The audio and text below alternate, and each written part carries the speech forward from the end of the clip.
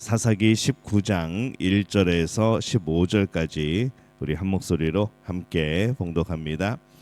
이스라엘에 왕이 없을 그때에 에브라임 산지 구석에 거류하는 어떤 레위 사람이 유다 베들레헴에서 첩을 맞이하였더니 그 첩이 행음하고 남편을 떠나 유다 베들레헴 그의 아버지의 집에 돌아가서 거기서 넉 달 동안 지내매 그의 남편이 그 여자에게 다정하게 말하고 그를 데려오고자 하여 하인 한 사람과 나귀 두 마리를 데리고 그에게로 가매 여자가 그를 인도하여 아버지의 집에 들어가니 그 여자의 아버지가 그를 보고 기뻐하니라.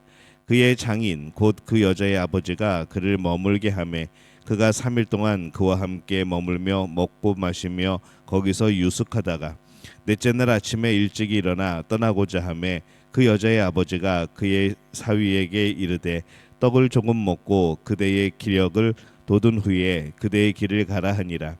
두 사람이 앉아서 함께 먹고 마시매 그 여자의 아버지가 그 사람에게 이르되 청하노니 이 밤을 여기서 유숙하여 그대의 마음을 즐겁게 하라 하니 그 사람이 일어나서 가고자 하되 그의 장인의 간청으로 거기서 다시 유숙하더니 다섯째 날 아침에 일찍 일어나 떠나고자 하매 그 여자의 아버지가 이르되 청하노니 그대의 기력을 돋우고 해가 기울도록 머물라 하므로 두 사람이 함께 떡을 함께 먹고 그 사람이 첩과 하인과 더불어 일어나 떠나고자 하매 그의 장인 곧 그 여자의 아버지가 그에게 이르되 보라 이제 날이 저물어 가니 청하건대 이 밤도 유숙하라. 보라 해가 기울었느니라. 그대는 여기서 유숙하여 그대의 마음을 즐겁게 하고 내일 일찍이 그대의 길을 가서 그대의 집으로 돌아가라 하니 그 사람이 다시 밤을 지내고자 하지 아니하여 일어나 떠나 여부스 맞은편에 이르렀으니 여부스는 곧 예루살렘이라. 안장 지운 나귀 두 마리와 첩이 그와 함께 하였더라. 그들이 여부스에 가까이 갔을 때에 해가 지려 하는지라. 종이 주인에게 이르되 청하건대 우리가 돌이켜 여부스 사람 이 성읍에 들어가서 유숙하십시다 하니 주인이 그에게 이르되 우리가 돌이켜 이스라엘 자손에게 속하지 아니한 이방 사람의 성읍으로 들어갈 것이 아니니 기브아로 나아가라 하고 그 종에게 이르되 우리가 기브아나 라마 중에 한 곳에 가서 거기서 유숙하자 하고 모두 앞으로 나아가더니 베냐민에 속한 기브아에 이르러 해가 진지라. 기브아에 가서 유숙하려고 그리로 돌아가서 성읍 넓은 거리에 앉아 있으나 그를 집으로 영접하여 유숙하게 하는 자가 없었더라. 아멘. 할렐루야. 하나님의 은혜가 오늘 새벽에 하루의 첫 시간을 주 앞에 드리는 우리 믿음의 가족들에게 함께 하시기를 예수님의 이름으로 축원합니다. 오늘은 이 한 레위인의 그런 여정에 대한 그런 내용을 담고 있습니다. 사사기의 마지막 이제 내용이 또 이어집니다. 한 레위인과 그의 첩에 대한 그런 내용이 기록되어 있죠. 이 사사 시대의 단면을 보여주는 이제 두 번째 그런 이야기가 되어집니다. 첫 번째는 미가와 그의 제사장의 이야기였고 두 번째로 레위인과 그의 첩의 그런 이야기입니다. 이 첫 번째 이야기가 하나님과의 관계에 대한 그런 주제를 다뤘다면은 이 두 번째 이야기는 사람을 향한 관계에 대한 그런 내용입니다. 이 사사 시대에 어떤 일들이 벌어졌는가라는 것이죠. 먼저 이 말씀의 배경을 먼저 보면은 1절에 이스라엘에 왕이 없을 그때에 에브라임 산지 구석에 거류하는 어떤 레위 사람이 유다 베들레헴에서 첩을 맞이하였더니 이렇게 기록을 합니다. 이스라엘에 왕이 없을 때에 지금부터 말하는 이런 내용들은 이스라엘 사람들이 하나님을 그들의 왕으로 인정하지 않고 살았기 때문에 발생한 일들을 기록을 한 겁니다. 레위 사람이 첩을 맞이하였더니라고 말씀하죠. 이것은 당시 사회에서는 이제 전혀 문제가 되지 않는 그런 상황이었습니다. 그러나 신앙인에게는 반드시 문제가 되는 것이었죠. 세상에서 문제가 되지 않는다고 해서 하나님 앞에 죄가 되지 않는 것은 아닙니다. 세상에서 문제가 없어도 하나님 앞에서 죄가 되는 것이라면 우리는 그것을 죄로 여겨야 하는 것이죠. 예를 들어 동성애가 세상에서는 죄가 되지 않는 나라들도 있지만은 성경은 그것을 죄라고 말씀을 합니다. 작은 죄 중에서 특히 세상에서는 죄로 여기지 않으면서도 이 신앙인들은 죄로 여기는 그런 부분들이 상당히 많습니다. 그래서 세상에서 작은 죄라, 세상에서 죄라 여기지 않는다고 하여서 우리 신앙인들도 그것이 죄가 아니다라고 말한다면은 이것은 자칫 우리가 하나님 말씀 앞에 또 어긋나게 되어지는 그런 죄를 범하게 되어지는 그런 결론에 도달할 수 있습니다. 잘 살펴야 하는 것이죠. 레위인의 첩이 집을 나갑니다. 아마 레위인에게 많이 화가 났던 것 같습니다. 남편이 여인을 달래는 것을 볼 때에 여인이 남편에게 분노하여서 집을 나간 것으로 이렇게 보입니다. 레위인은 아내를 데리러 처가에 가죠. 이 처가에서는 사위를 대대적으로 환대를 합니다. 이 환대는 고대에는 당연한 윤리였습니다. 지나가는 이들을 또 나그네들을 환대해 주는 거, 기쁨으로 대접해 주는 거, 이게 당연한 윤리였고 필요한 일이었습니다. 뭐 여러 가지 그런 숙박이나 여러 가지 그런 문화들이나 교통편이 굉장히 불편하였고 이 사람이 적었던 그 과거 시대에는 이 지나가는 나그네들을 돌보고 또 그들을 재워주고 또 먹을 것을 주고 또 그들을 돕는 이 환대가 사회적으로 굉장히 필수적인 그런 내용이었던 것이죠. 레위인의 장인의 환대는 잘한 행동입니다.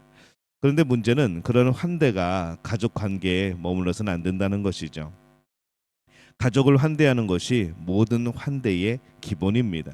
그런데 이 가족에 대한 환대가 다른 환대로 이어지지 않는다면 그것은 이기주의가 되어지는 것이죠. 이 레위인은 처가댁의 대대적인 환대를 뒤로하고 자신의 집에 가기 위해서 출발을 합니다. 밤이 되어서 레위인은 인근의 성읍에서 잠을 자야 하게 되었습니다. 12절에 보면은 주인이 그에게로 이르되 우리가 돌이켜 이스라엘 자손에게 속하지 아니한 이방 사람의 성읍으로 들어갈 것이 아니니 기브아로 나아가리라 하고, 가까운 성읍으로는 여부스가 있었죠. 그러나 이 성읍은 이스라엘 사람들이 아니기에 환대를 기대할 수 없어서 조금 더 걸어가서 이 베냐민 지파에 속한 기브아에 들어갑니다. 그래도 같은 민족, 같은 지파, 같은 민족, 같은 지파에 들어가면은 좀 더 환대를 받을 것이라 생각을 했던 것이죠. 그래서 레위인 일행은 해가 지는 시점에서 이제 기브아 성에 들어갑니다. 15절에 보면은 기브아에 가서 유숙하려고 거리로 돌아 들어가서 성읍 넓은 거리에 앉아 있으나 그를 집으로 영접하여 유숙하게 하는 자가 없었더라. 이 성읍 넓은 거리에 앉아 있으나라고 말씀을 합니다. 이것은 성읍 입구를 의미하죠. 성읍 입구에는 넓은 뜰이 있고 또 그 성읍에 사는 사람들은 밖으로 일을 나갔다가 그 뜰을 통과하여서 자신들의 집으로 돌아갑니다. 그러니 그곳에 앉아 있으면 웬만한 성읍 사람들은 다 만날 수 있는 것이죠. 그리고 얼핏 보기에도 이들은 지금 외부 사람이고 지나가는 나그네들이고 금방 눈에 띄는 그러한 곳에 그들이 있었던 겁니다. 그를 집으로 영접하여 유숙하게 하는 자가 없었더라라고 기록을 합니다. 많은 사람들이 이 성읍의 넓은 광장을 지나서 자신의 집으로 가면서 분명 이 레위인 일행을 보았을 겁니다. 그들이 유숙할 곳을 기대하면서 그곳에서 자신을 환대해줄 그런 사람들을 찾고 기다리는 것이죠. 그러나 누구도 그를 기쁘게 환대하지 않았습니다. 모두들 누군가는 하겠지라고 생각하고 어쩌면 잘 알지도 못하는 사람을 또 집에 들이기도 뭐하고 아마 그런 마음의 준비가 되지 않은 그런 사람들도 있었을 겁니다. 결국 환대가 중요한 시기에 살고 있었지만은 환대하지 않는 이제 그들의 모습을 보게 되어집니다. 이 기브아 성 사람들이 레위인 일행을 환대하지 않은 것은 이 앞부분에 처갓집에서 아주 크게 환대해 준 것과 참 대조되어서 오늘 말씀에 나타납니다. 이게 무엇을 의미하는가 하면은 가족에게는 그렇게 과하게 환대하면서 모르는 사람에게는 아주 작은 환대도 하지 않는 이 강팍한 그런 상황에 사람들의 마음을 볼 수 있는 것이죠. 모르는 사람이지만 사실 이들이 이스라엘 사람이라는 것은 모두가 알고 있었을 것입니다. 레위인은 같은 이스라엘 사람이니까 이 기브아 사람들이 그를 환대할 것이라고 생각했죠. 그래서 여부스에 머무르지 않고 기브아까지 온 겁니다. 기브아 사람들은 같은 이스라엘 사람이라는 것이 큰 의미가 없었습니다. 그들도 아마 가족 관계였다면 과하다 싶을 정도로 우리 앞에 처음에 읽었던 말씀처럼 정말 과하다 싶을 정도로 아마 환대했을 겁니다.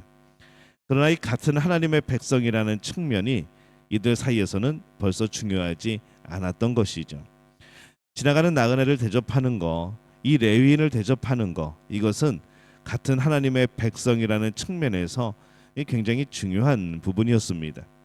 근데 이들에게 왕이 없으므로라고 시작한 그 말씀처럼 이미 이들은 하나님의 백성이라는 그런 의식이 사라져 있었고, 하나님의 백성이 당연히 해야 되는 일들, 그리고 같은 하나님이 선택한 민족이 과연 행해야 되는 일들에 대하여서 이미 다 잊어버리고 있었던 것이죠. 그래서 레위인 일행을 환대하지 않습니다. 오늘 신앙인들의 관계를 살펴보면은 우리는 서로에 대해서 이 환대가 부족하지 않은가라는 것을 살펴보게 되어집니다.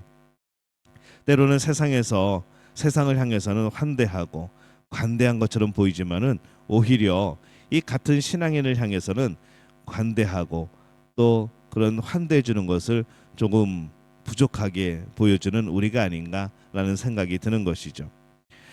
신앙인은 하나님의 마음을 가지는 겁니다. 모든 사람들을 향해서 환대할 수 있어야 하는 것이죠. 특별히 같은 신앙인이라면 그들을 더욱더 환대할 수 있어야 하는 겁니다. 더군다나 우리가 새가족이 오거나 아니면 교회에 처음 방문하는 일이 있거나 그들에 대해서 우리가 정말 환대할 필요가 있는 것이죠. 한 레위인의 이야기를 오늘 봅니다. 이 세상에서는 용인된 일이라 하지라도 하나님 앞에서는 여전히 죄가 죄인 것을 또 오늘 발견하게 되어지죠. 오늘 이 사건이 또 어떻게 펼쳐지는가, 오늘도 내일 말씀을 나눌 겁니다. 이것이 어떻게 죄로 이어지고 어떻게 이들 민족 사이에 지파 사이에 큰 문제로 벌어지는가, 하나님이 왕이 되지 않는 삶이 이 어떤 모습으로 과연 그 문제들이 퍼져나가는가, 오늘 우리는 이제 또 보게 될 겁니다. 이 하나님 앞에 죄인 것, 이것을 가볍게 여겨서는 안 됩니다. 지금은 친절이나 환대가 많이 사라진 그런 시대입니다. 이 개인주의가 강하죠. 또 세상 문화가 우리를 그렇게 만들기도 합니다. 마음 열고 환대할 수 없는 상황들, 또 마음 열고 오픈할 수 없는 상황들이 우리에게 있는 것이죠. 그러나 그럼에도 불구하고 우리의 그 마음은 변하지 말아야 됩니다. 신앙인은 작은 것 하나라도 시대를 따라가지 말고 하나님의 마음으로 살아야 하는 것이죠. 주변 사람들을 친절하게 환대하는 것, 작은 윤리에서도 아름다워야 더욱 확장되어서 아름다운 인생이 되어지고 또 아름다운 문화들이 되어지는 겁니다. 오늘 하나님 나라의 그 문화를 시작하는, 오늘 하나님 나라의 그 환대를 시작하는 우리 믿음의 가족들이 되어지시기를 예수님의 이름으로 축원합니다.